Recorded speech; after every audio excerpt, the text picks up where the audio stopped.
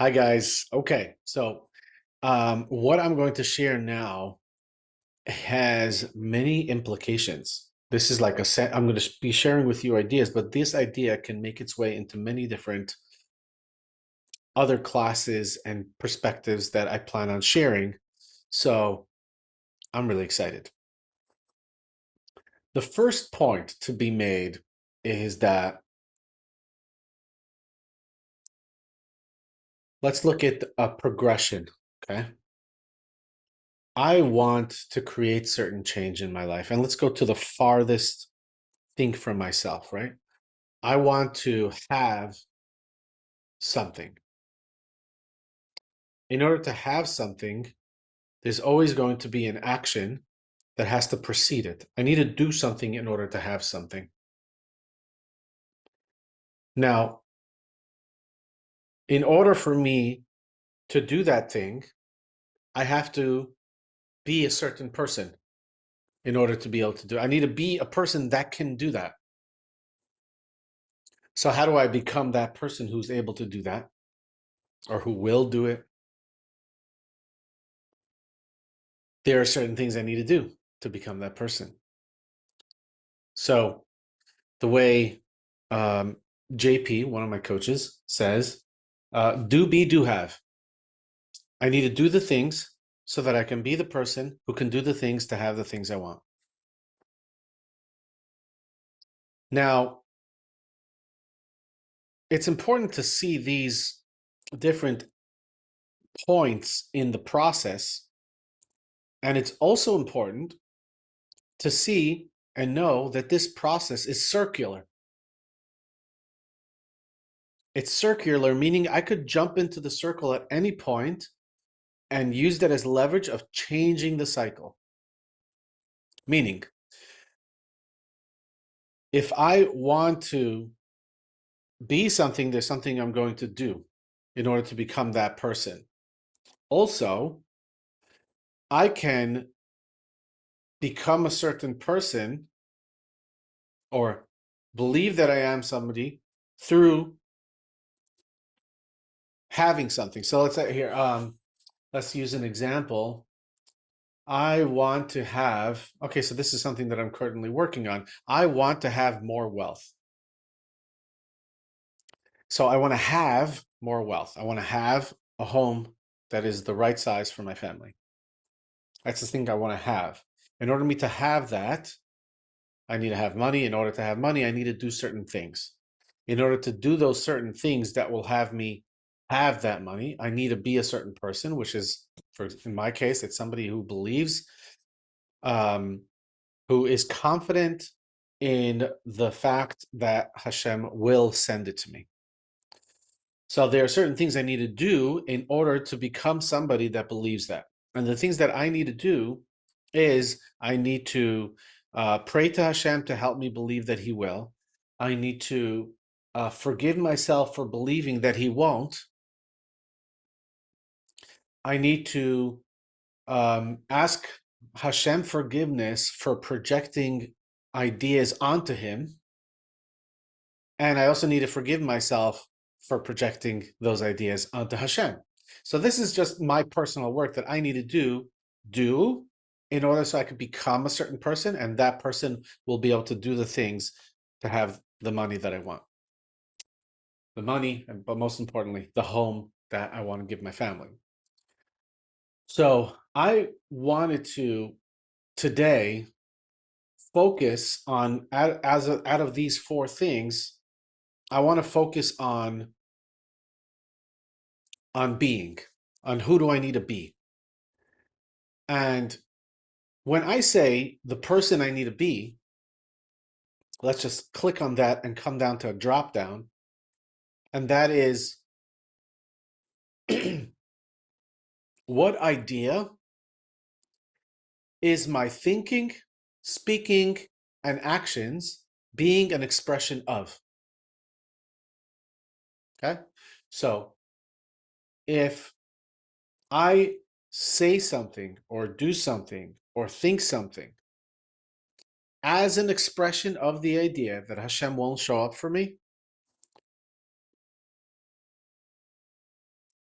I am being, this is the way they use this language, I am being, meaning I'm using the word being as one word that encapsulates any expression that comes from me as a human, as a creative, godly being, but as a human being. Being encapsulates three things, which is my thoughts, my speech, and action, machshava, dibur, and maisa. So if I use any of these things to represent an idea, I am, the way I'm using my language, the way I'm using words now, I'm being, thought, speech, I mean, I'm thinking, speaking, or acting that Hashem won't show up for me. So, for example, how would that happen? I will take on extra work hours and not spend time with my family. I will cut out the day dates that I have with my wife because I think I need to work. And why do I think I need to work extra? There could be many reasons, but when I look deeply, I'm finding that the reason why I think I need to work extra or I need to take on clients and give them discounts, the reason and doing many different things, but I feel like I think, or deep down, I believe I need to do that because Hashem's not going to show up for me, and therefore I need to do something about it. So if Hashem's not going to show up for me, I need to compensate for that. And then I do something or think something or speak something as a response to the conviction that I need to do something about it. The way I'm using language is that I'm going to use it as an expression of the way I would express that is I am being, thinking, speaking, doing, I am being that Hashem's not showing up for me. So basically, it's not the truth. It's not the truth, but there is somewhere in the world where it's being experienced as truth. There's somewhere in the world, somebody is contributing to that idea. He is contributing to that idea. He is being source of that possibility. He is being the source of that truth. For him, it's true. And if he can just collect enough pieces of evidence, enough speaking it enough times, thinking it enough times, doing things as a response to that idea enough times, it can start, and it will, it always will, it will have an effect on his reality and eventually, and thereby also at the world at large, by cause and effect. So if I, as a coach, believe that Hashem is not going to show up for me, I am being the source of the idea that Hashem doesn't show up for people. Because the only way that Hashem won't show up for me is if he has this general thing that he doesn't show up for people. Maybe he shows up for other people, but there's some people that he doesn't. So as soon as I believe this idea and I speak and I think and I act as an expression of that idea, I am being that Hashem doesn't show up for people, or Hashem's not going to show up for me. So now, if I when I am doing things to compensate for that, I actually bring that idea to life, and I kind of thereby keep Hashem's brachas out of my life. So all of this is simply an example of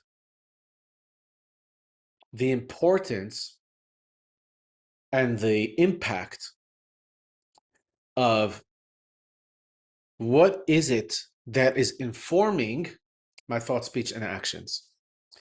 So once we have that as a baseline, we know that me as an individual could be the source of certain ideas, and those ideas, when I'm being a source of them, will have an effect, firstly, to my life, and thereby other people's lives.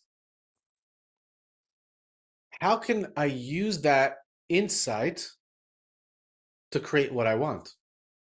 How can I use that insight to notice how I'm contributing to the things I have in my life that I don't want? So if I want more money, then okay, how am I keeping money out? If I don't have money yet, so what do I need to do in order for there to be money in my life? Of course, there is the outdoing. Let's look at this distinction. There's outdoing and indoing. Indoing is things that happen inside of me. Outdoing would be something that I do towards the outside world. Towards the outside world would be me engaging with somebody and in inviting them in, or making a sale or coaching them. That is the outdoing. And the indoing is things that I do by myself with the intention of changing me. So I need to, I found it's very helpful and very impactful for me to look at the things that I want in life or the things that I don't want in life and see if there are things that I do want in life, who do I need to be? What do I need to believe? That if I believe that, I would start doing, thinking, and speaking things as an expression of that idea, of that possibility, and thereby make myself the source of a different idea. And when I'm making myself the source of a different idea, that will allow for something, something for me to have something that I don't have. So this leads us to a big question, and this is the class that I wanted to give today. I call this small T truth versus big T truth. And what's small T versus big T truth? When two people are having a conversation, one person believes one thing, even two people who see the same occurrence, same play, listen to the same piece of music. One says, this is bad. The other one that says, this is good. So logical, because we're adults, we can look at it and say, yeah, that's just his perspective. His perspective is he likes that type of music. He doesn't like okay, he likes it, he doesn't. Okay.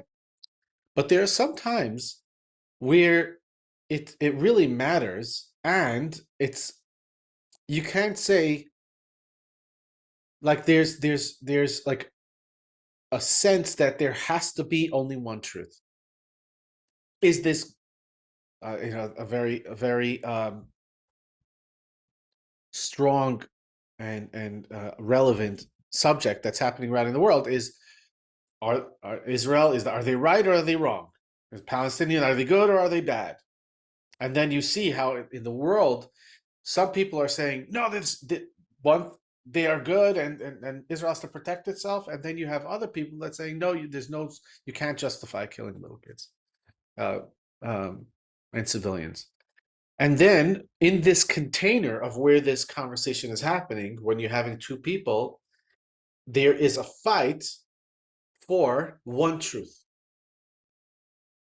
So this is what I would call big T truth. What is the truth? Is the truth that this, or is the truth that? The only way that these two opposite opinions can come out of the conversation satisfied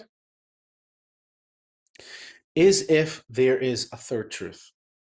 And the third truth, the first third truth that has to come in order for them to even be willing to have a healthy dialogue, a creative and harmonious dialogue, is for the idea that it's possible for there to be multiple truths or multiple perspectives, which means you need to go into each individual's truth, into their world, into their context. Where, okay, oh, where are you from? Where did you grow up? What media have you watched all your life? What are books have you read? What are things? And once I learn all those things, I can understand how somebody in that situation who has read and been influenced by all those things will conclude that this is their opinion. Then I need to turn to this person and look at them and see, what's the story behind here? Who is this person? What's their background? And now I can understand why they believe that their thing is true. But the thing is that I need to be the person who allows and is willing to stay in the space where there could be multiple truths, which means it's not that there's two truths and it's only subjective, but we want to look how inside the experience of one, it is being experienced as the truth. Inside the world of person A, person B, it is the truth. But the only way to be able to see how both are true is for me to see each one as small t truths. And for me to be in my big T truth, and in my big T truth is that there could be multiple truths. My big T truth as the third person is that I can the mediator, or the person who I guess it's called the mediator between two opposite opinions, has to be somebody who believes and knows or lives as the possibility that there are multiple perspectives or truths. So really what we're saying is it's perspectives, but I'm just calling it small t truth versus big T truths. So the reason why this conversation is so important is because if I know that what I believe is going to affect the things I do, and the things I do is going to affect the things I have, then how can I change what I believe if it's the truth? So for example, if I ask myself,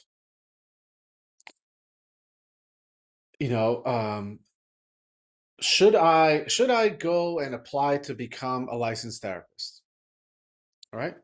So it's there is a living truth inside of me that, and I have the evidence for it, that it will be very difficult for me. It would be very difficult to me. Why? Because I have enough evidence in my history that tells me that I have truths that I believe, which are, it's difficult for me to read. It's difficult for me to remember things. In school, I'm recently finding out that this is not even true, but fully true, according to my mother. But for me, I believe that I was not a good student. And so I have reason to believe, which means I have pieces of evidence, a list of pieces of evidence that backs a certain truth. And that truth is that I am not a good student. And therefore, I am a bad student, right? So there's pieces of evidence that inform the idea that I'm a bad student. And because I believe that I'm a bad student, I'm not going to sign myself up to become a licensed therapist.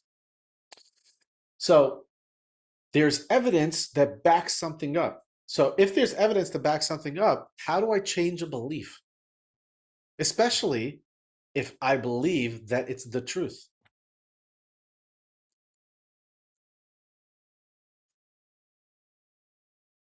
And why would I want to change the truth? Why would I want to change my beliefs? Because if I believe that I could, and I want it, if I want it, and I believe that I could, and I believe that I could change my belief, and I believe that I could, then I would end up doing something and getting it.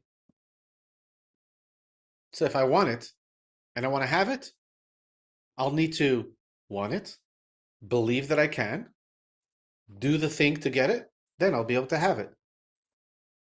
So that's why I need to know how to change a belief. And that's also why I'll have the question, how do I change a belief? Especially if it's the truth. The answer is, the first thing I need to do is I need to believe in the possibility. So it's almost like, oh man, I feel like taking out my whiteboard here. I wonder if I could see it in here. All right, let's see. I'll try to get that in there. Okay, I'll try to draw it in this section. Here we go. So what I'm going to do is the first thing I'm going to write over here is what I desire is I want to be a licensed, I'm just going to do licensed therapist. I want to be a licensed therapist, right? But in order to be a licensed therapist, the problem is that I'm a bad student. I am a bad student. Okay, I believe that I'm a bad student. So as long as this is solid, this is big T truths. As long as this is a big T truth that I am a bad student,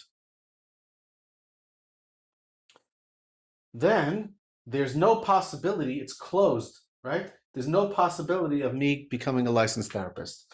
So the first thing I need to do is I'll leave this here for a little while, and I'm going to create another world, and that is I'm the best student in the world.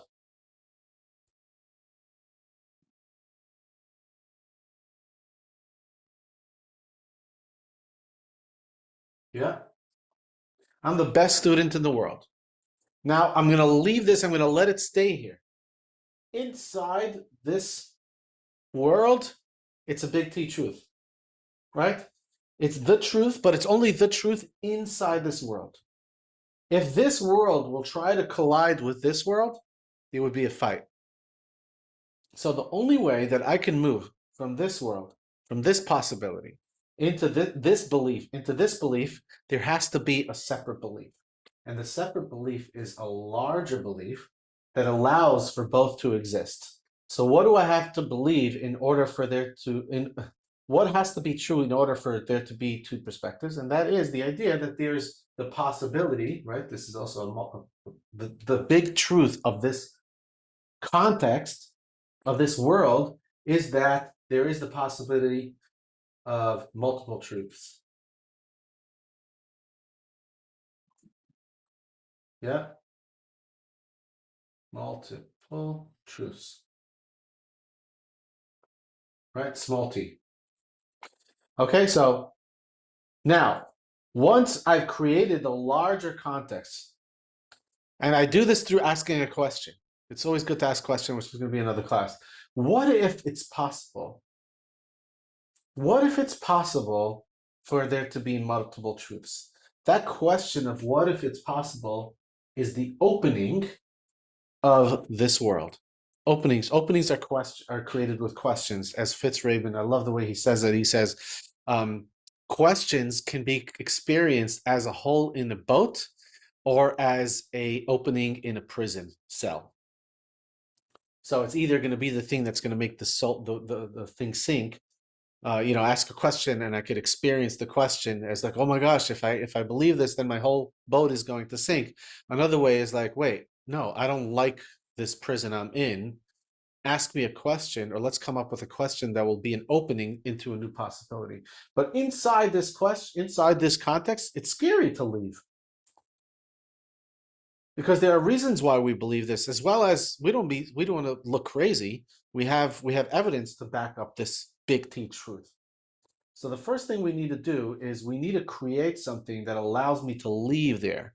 And usually the thing that allows me to leave there is questions, which in order to have questions, I would use the key word I would use over here would be open-minded or curious. Minded or curious. Curious. And then we ask the question, what if there are multiple truths? And if I ask the question of what if there are multiple truths, that is the opening that allows me to leave there for a second. I'm not erasing this. I'm not taking an eraser and erasing this truth that it's not true that I'm a bad student. It is true that I'm a bad student, and it's true inside this context. But what if it's not? What if it's not true? Which, thank God, I was sharing it one day, and my mother's like, "What are you talking about? You were a good student. How about that?" To me, I was but the way she said it in such a non-threatening way that allowed me to experience this curiosity and allowed me to think, wait, what if I wasn't a bad student? That opened me up to a whole new context.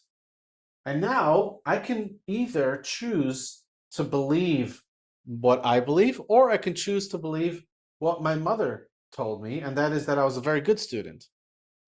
So first question to ask is, first question will come up naturally is like, how do I start believing that? But let's talk about why believe it. I want to believe this because I want to become a licensed therapist.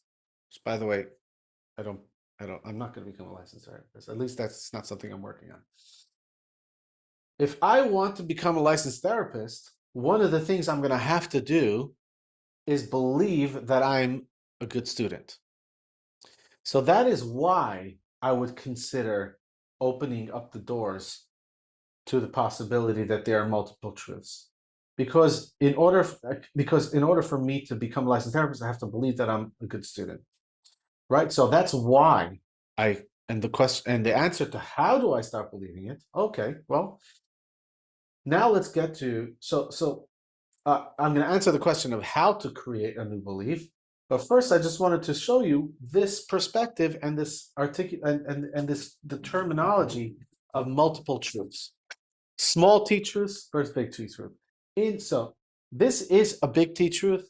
This is a big T truth. It is true that I'm a bad student, and according to my mother and her experience, the truth, big T truth, is that I was a good student.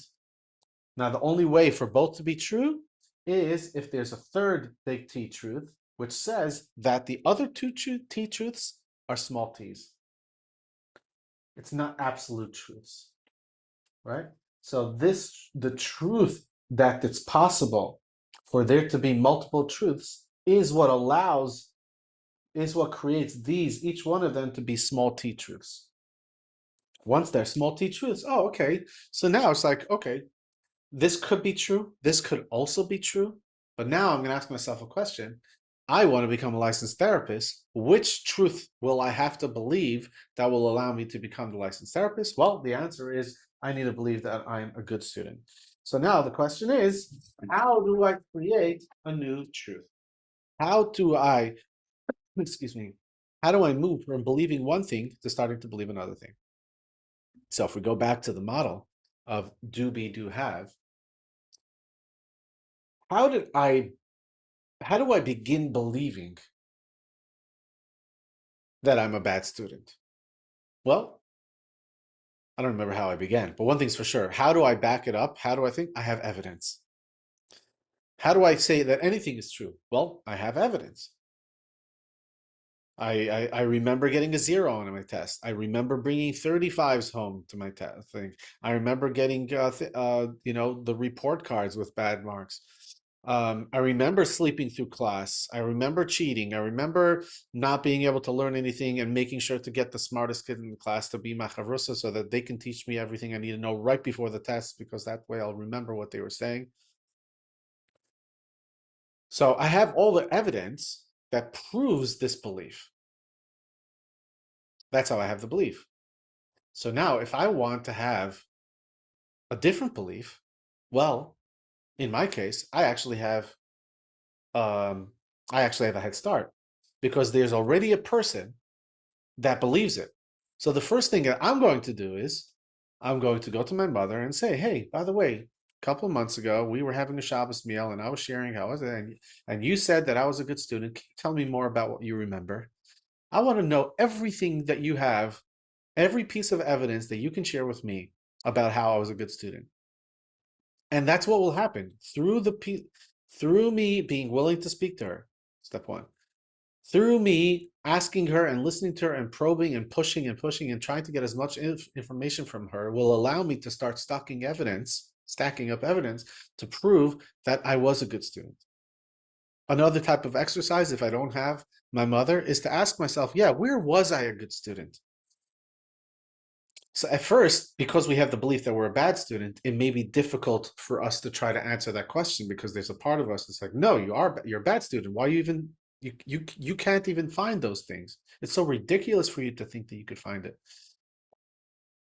But the truth is, at least it's been my experience, that when we look, whatever it is that we look for, we will find. A line that I coined is, if you don't like what you look for, if you don't like what you're finding, stop looking for it. So I will find the evidence to support my belief if I continuously look for it. Look for the evidence. So, for example, for me, I was moving my fee from, I think it was 8,000 to work with me for 6 months, and I want to move it up to 10 at the time. And my coach had me do an exercise, and that was, Moshe Dov, I want you to create a list of 50 reasons why investing $10,000 to spend 6 months with you in a coaching container is peanuts. 50 reasons why it's peanuts to spend $10,000 to be in a coaching commitment with you for 6 months. And why did I have to do that exercise? Because I had a belief that I didn't bring enough value to justify that investment. Who am I? Who do you think you are? That's what I tell myself. Who do you think you are to be charging so much money? I know you want it, but you can't, right? And I had enough evidence to prove it. At least I had internal somatic evidence. I had reason to believe. So I created that list, and it was literally one of the most difficult pieces of work I had to do, because I had to look for something that I had an established belief wasn't there. So I started looking and I started writing 1, 2, 3, 4, 5. And man, to get between 5 and 10 was so difficult. And then to get from 10 to 12 was even more difficult. And then I got stuck and it took a couple of days and then I came back to it. But eventually I wrote those 50 reasons. And what I did is I didn't manufacture it. Every single thing that I wrote, those 50 reasons, are 100% true. But the problem is I simply wasn't able to see it because my belief was blocking me from seeing it. My belief that I am not worth it was blocking me from seeing the evidence that would prove that I am worth it, or that my clients are worth it, or that the impact is worth the money. So the way that I create, one way that I create a belief that is more useful to me than a belief that's not useful to me, is by looking for the evidence. The second way, and this is next level, is by creating it. So I'll ask myself, what would I need to see? What would be the greatest piece of evidence that I would need to see, that if I saw that piece of evidence, I would be unequivocally convinced that the truth is that I am worth it? What is, so this is a question to ask yourself, like you could perhaps write something down right now. What would I love in my life? What do I need to believe that will allow me to take the action that would help create that? Or what would I need to believe about myself that would even allow me to have that, or to do that, or to be that? Yeah. What would I need to believe? And then what would be the most convincing piece of evidence, or the top 5 pieces of evidence that if that happened, that would be, you wouldn't be able to convince me out of it. Then once I have that list of 5 things, or if I have that thing, you go and you do it. You do the thing that will be the piece of evidence that you would need in order to believe that you are a certain person. And that's how you create the belief that you are that person. And once you believe that you are that person, you can do the thing to have the thing. So I'm just going to go off on a tangent. I'm just going to take it one step further. And when I change the reason why I'm doing something from I want to do it, I need to do it in order to have the thing, to I want to do this thing because of what it's going to teach me and will become the evidence for the beliefs of who I am. For some reason, when I do it for that reason, when I do it for the reason to create a new belief, for some reason, there's less resistance. There's less resistance because it has such a high impact. It has such a high value. It's even the value is higher than the thing itself. I'm doing something that I believe that I can't do, and I'm specifically doing this because of what belief it will create about who I am. So, for example, in this case, I will specifically go and try to get an exam for my qualification of going to school and getting a license. I will specifically pass that test just so that I can begin believing, and I'll have the evidence that will prove that I am a good student and I am somebody that could achieve it. So again, that was a bit of a tangent, right? So we have create the evidence that's way out there. Come back, find the evidence is coming back in a little bit. I want to find the evidence. Why do I need to find the evidence? Because I need to believe something about myself. Because when I believe something about myself, that will allow me to do, have, and be the person that I want to be. Because the beliefs that I have about myself, or the world, or God, or others, is what's going to shape my life. So, the main point I was trying to deliver today is the distinction between big T truth and small t truth, right? So big T truth is that it's the truth. And in the experience of somebody who's believing that it's true, it's 100% true for them. 100%. And what if there's another truth? Right? That's the opening. What if it's not true? Also, for me, it was the first time I considered that was when my mother said something. And that's also part of the job of a coach is when a client says, yeah, it's something I really want to do, but I can't do it. Well, I want to try to uncover what are you believing about yourself, God, the world, or others that's having you believe that you can't have it. And once somebody shows me that that's what it is, it's going to be my job to be like my mother was for me and be the person that says, what if it is true? What if you could? What would you do? What would become possible if you did? What if I gave you a piece of homework and that was to find me 5 reasons why you could do it? And through me doing that, I'm basically creating, I'm just looking at the board over here.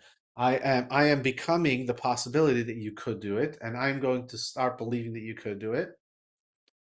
And I'm going to encourage you and help you create the belief that you could do it. Okay?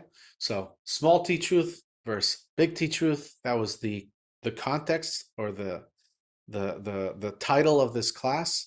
But the concepts that we wanted to teach today is how my thought, speech, and actions are who I'm being. I am being the source of that. I'm when I'm thinking, speaking, and doing something because of a certain belief, whether it's conscious or unconscious, I am perpetuating that belief.